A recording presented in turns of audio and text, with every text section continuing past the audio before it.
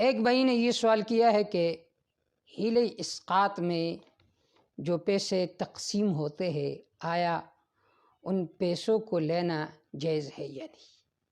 الجواب دیکھیے، جو حیلہ اسقاط ہے بعض فقہا نے اس غریب کے لیے ایک حیلہ نکالا ہے جو مر جائے مفلس ہو کر اور اس پر کچھ نمازیں باقی ہو، روزہ باقی ہو، تو پھر انہوں نے حیلے کی ایک صورت ذکر کی ہے کہ اس کا ایک رشتہ دار جو مالدار ہو وہ کسی غریب کو مالک بنا دے اس کا، اور پھر وہ بخوشی دوبارہ اس کو واپس کر دے یا کسی دوسرے کو دے، پھر وہ تیسروں کو دے، اس اعتبار سے اس کی جو نماز ہے وہ ساقط ہو جائے گی۔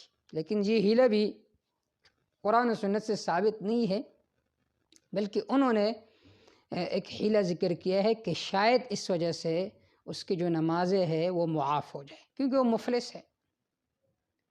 لیکن اس جزئے کو بعض اہل بدع نے ایک قید کلیہ بنایا، اور جو بھی مر جاتا ہے چاہے مفلس ہو یا غریب ہو تو پھر وہ کیا کرتے ہیں، وہ جو اس کے پیسے ہوتے ہیں، اس میت کے جو پیسے ہوتے ہیں وہ پھر ایک دوسروں میں گھماتے ہیں، پھر آخر میں ایک آدمی کو مالک بنا دیتے ہیں، پھر ایک کو کہتے ہیں کہ بھئی یہ پیسے آپ لے لے، آپ کو قبول ہے، وہ کہتے ہیں مجھے قبول ہے، پھر وہ دوسرا تیسرے کو دیتا ہے، تیسرا چوتھے کو دیتا ہے۔ اس میں قرآن مجید کی بھی اکرامی ہوتی ہے۔ اور دوسری بات یہ ہے کہ آپ نے جب ایک آدمی کو مالک بنا دیا، آپ نے اس کو پیسے ہبہ کر دی، اب آپ دوبارہ اس سے واپس لے رہے ہیں، تو یہ ایسا ہے فقہا نے لکھا ہے جیسا کہ قے کرنا، ایک چیز آدمی کہے پھر اس کو قے کریں، اور یہ مکروہ ہے کہ آپ ایک آدمی کو ایک چیز کا مالک بنا دے پھر خود اس سے واپس لے لے۔ اگر وہ بخوشی دے دے وہ الگ بات ہے، لیکن یہاں پر خود اس سے واپس لی جاتی ہے۔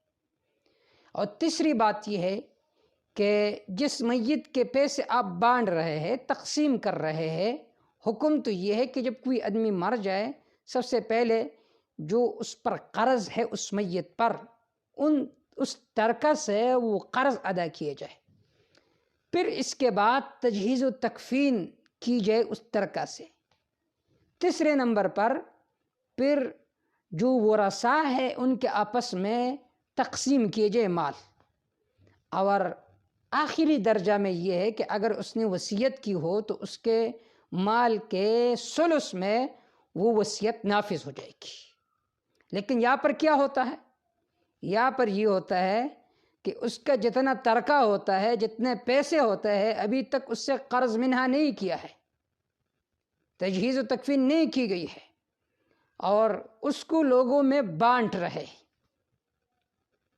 تو میت کے مال کو بانٹنا، تقسیم کرنا، یہ تو تب جائز ہوتا ہے کہ جب سارے ورثاء وہ بالغ ہو، اس میں کوئی نابالغ نہ ہو۔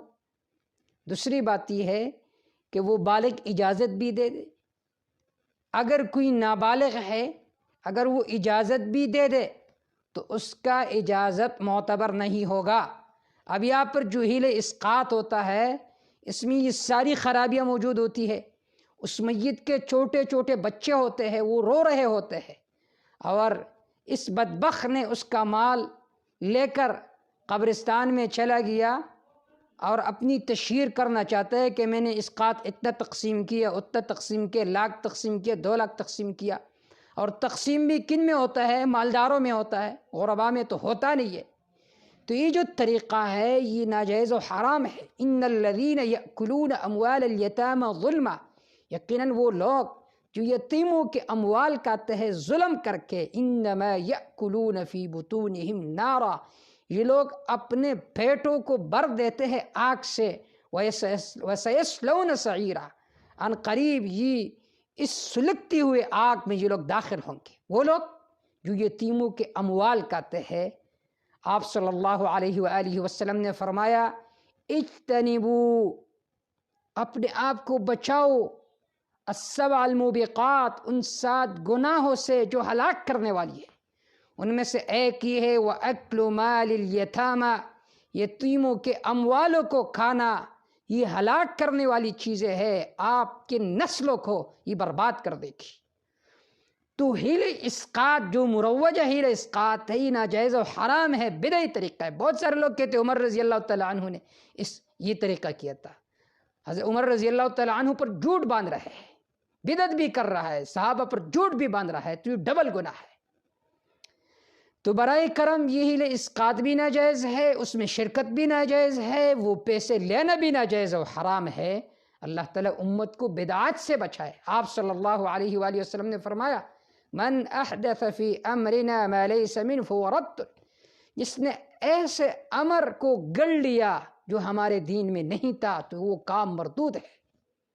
اور آپ صلی اللہ علیہ وآلہ وسلم نے فرمایا، غالباً الاعتصام میں علامہ شاطبی رحمہ اللہ نے اس روایت کو نقل کیا ہے، من ابتدع فی الاسلام بدعا یراها حسنا فقد زعم ان محمدا خان الرسالہ، جس نے اسلام میں ایک نئی بات کو گڑ لیا، من ابتدع فی الاسلام بدعا یراها حسنا، پھر وہ سمجھتے یہ بدعت حسنہ ہے۔ بہت سارے لوگ کہتے کہ یہ تو بدعت حسنہ ہے، یہ بدعت سیئہ نہیں ہے۔ اس کا مثال یہ ہے کہ آپ کہتے ہو یہ اچھا جھوٹ ہے، یہ برا جھوٹ ہے، جھوٹ تو جھوٹ ہوتا ہے۔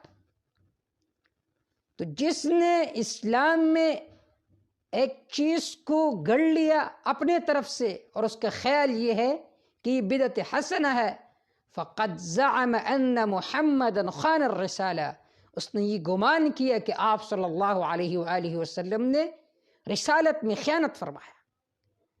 مشرکین کا نظریہ تو یہ تھا کہ اگر یہ کام اچھے ہوتے تو یہ لوگ ہم سے کبھی سبقت نہ کرتے،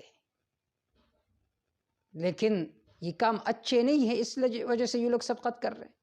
لیکن اہل سنت والجماعت کا نظریہ یہ ہے کہ اگر یہ کام اچھے ہوتے تو صحابہ ہم سے سبقت کرتے، کیونکہ صحابہ کرام نے جتنے بھی خیر کے خصال ہے، خیر کے کام ہیں، سب کو کیا ہے۔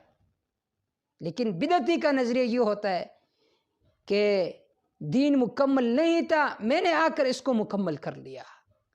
تو یہ چیزیں سم قاتل ہے، بدعات کے ارتکاب کرنا، رسومات کے ارتکاب کرنا، شرکیات کے ارتکاب کرنا۔ اللہ امت کو سمجھ عطا فرمائے۔ نقش قدم نبی کے ہے جنت کے راستے، اللہ سے ملاتے ہیں سنت کے راستے، آپ صلی اللہ علیہ وسلم کے نقش قدم پر چلنا، یہ ہے سنت کے راستے، یہ ہے جنت کے راستے۔ اگر آپ سنت کے راہ پہ چلو گے سیدھا جنت داخل ہو جاؤ گے۔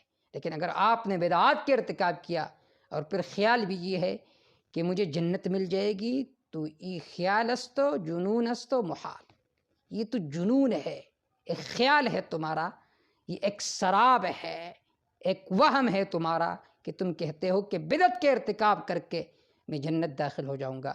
اللہ تعالیٰ سنت پر عمل کرنے کی توفیق عطا فرمائے۔